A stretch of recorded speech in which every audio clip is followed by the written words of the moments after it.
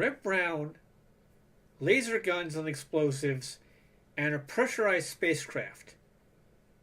I don't see how this could possibly go wrong.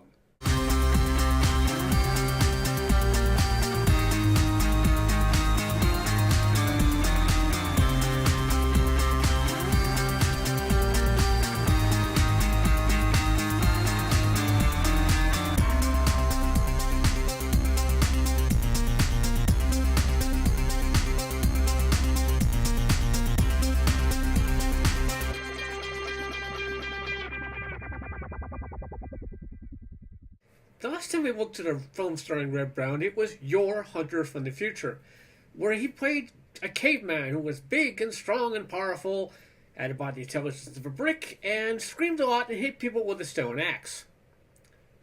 Today we're going to look at a different film, one where he plays a man on a spaceship, who's really big and buff, not terribly smart, runs around screaming, and shoots people with a ray gun. Ladies and gentlemen, Space Mutiny.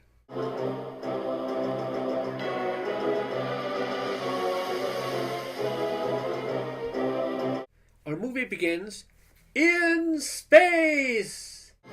13 generations ago, our overpopulated world built the Southern Sun, a self-sufficient spaceship that would be home to thousands of migrants with a 10-light-year journey to a new and uncolonized world.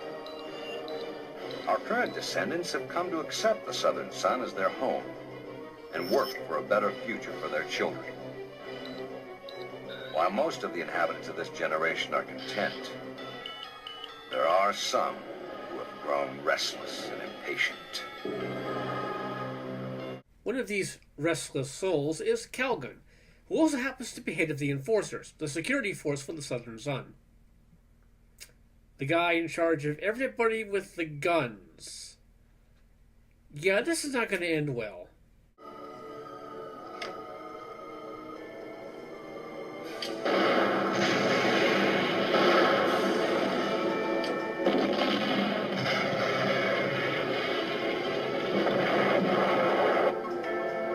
Warning, system power loss.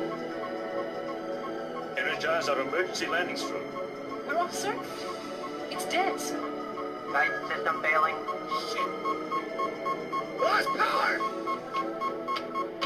Lost power!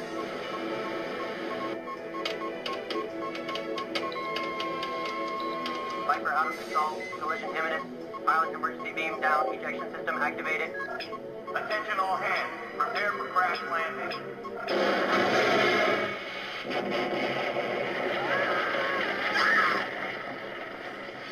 Attention. Pilot beam down successful. Medical team stand by. Fire control to docking bay. Our timing was perfect. 2 for the price of 1. Would have thought the one small spacecraft could have done that much damage. That Viper's missile pod took out the entire winching system for the docking bay doors.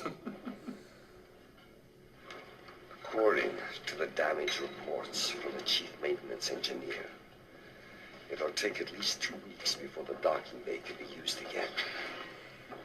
We couldn't have wished for it better. That means the Southern Sun is completely isolated. Nobody can enter her. And more important, nobody can leave her. Yes, your plan is absolutely foolproof. Now no one can leave the ship. Including you, the people who really, really want to. Think! The ship's captain and commander are glad that the pilot, Dave Ryder, is alright, but the fact that his passenger did not survive does not go over terribly well with the commander's daughter, Leah, especially when she comes onto the bridge and meets David. He ejected and he's alive. Listen, lady. Doctor!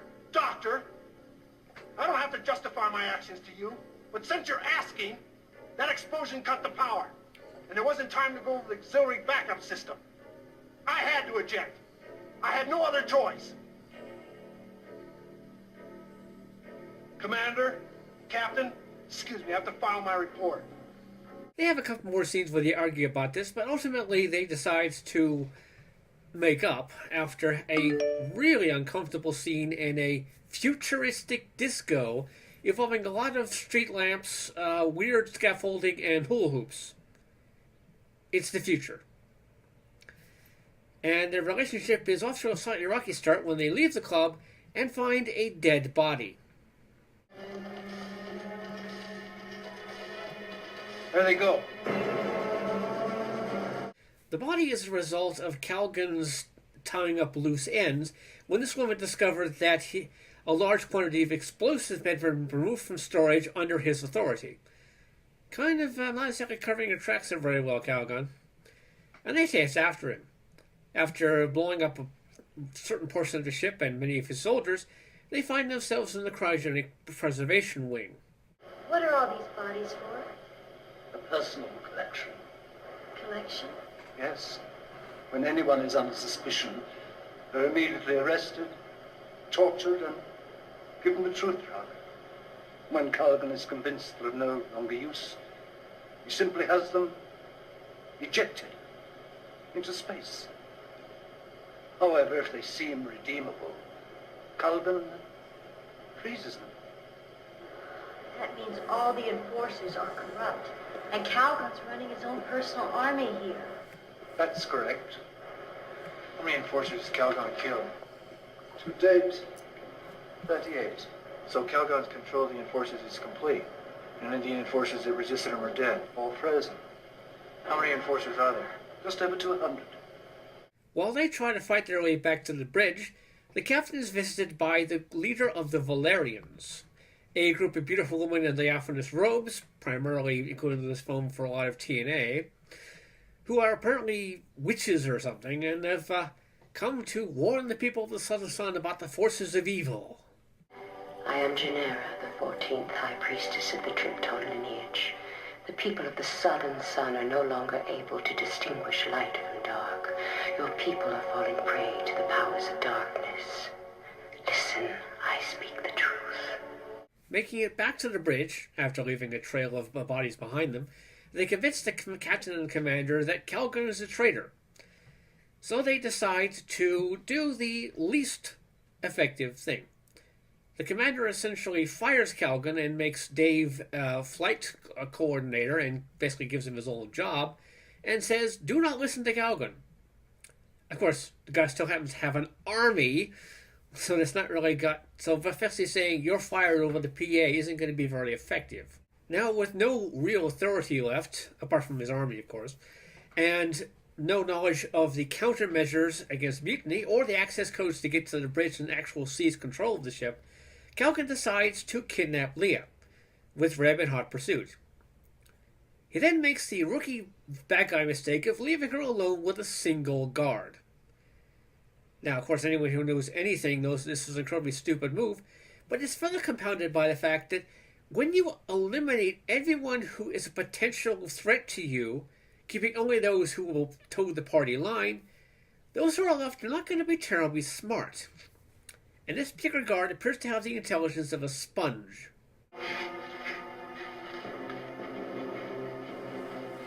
Okay. Yeah. My shoe. Shoo.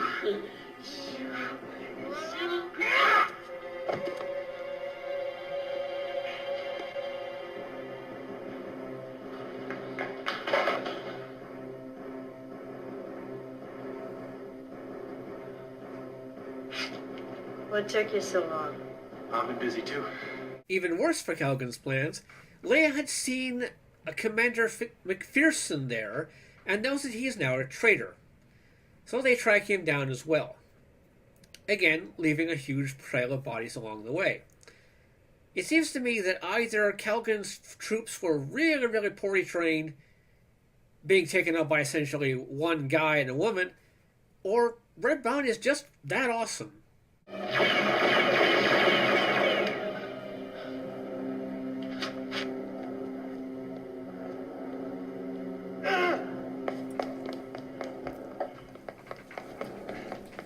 He's gone into the gas expulsion sump. Runner! It doesn't have to be this way!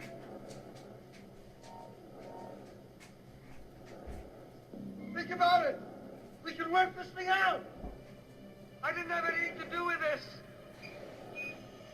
What are you doing, man? What's that smell? What are you doing?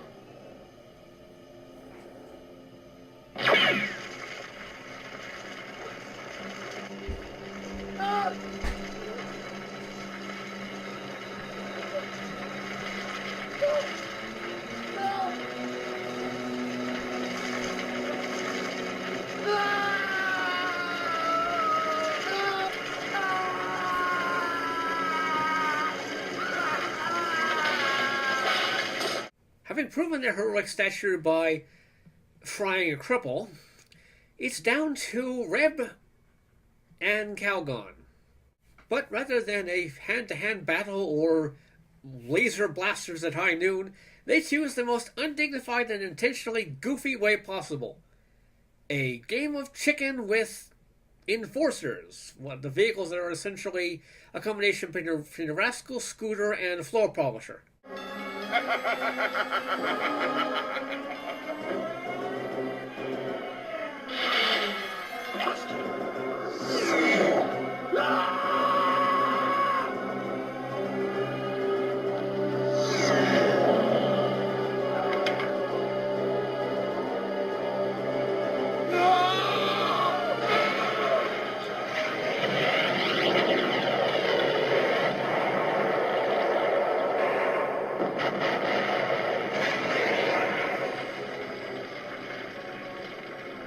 So the forces of evil are vanquished. David and Leah are going to go off and get married. I guess he wants to live up to his last name. And Calvin is dead. Or is he?